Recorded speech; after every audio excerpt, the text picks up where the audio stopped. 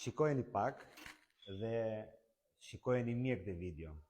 Tani, me një restorant ose me një kuzhinë, po me kuzhinieri ku është në këtë rast? Nuk e shikon këto gjëra shefi kuzhinës se sa palara janë që janë bllokuar dhe brimat, ka zënë edhe mirë manga këtu poshtë.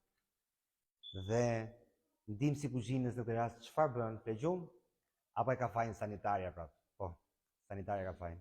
Gjithmonë çdo që ndodh në pastrim ka fajin sanitarja, po në rastin konkret unë mendoj se ka shefi kuzhinës. Te gatuash në kuzhinë dhe mos lash bolitorë që nxini pasta, e patate, e vajra, e gjëra të tilla, edhe gjitha këto të bardha të kalkut, të kripurat të kalkut, kalojnë në stomakun ton, po është krimë, po vrisni njerëz.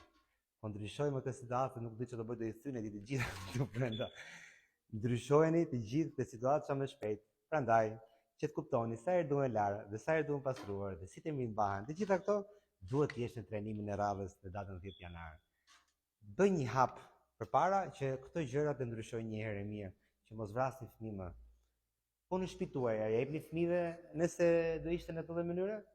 Komentoni pak sa nga ju do jepshi fëmijëve të hanë në këtë gjendje.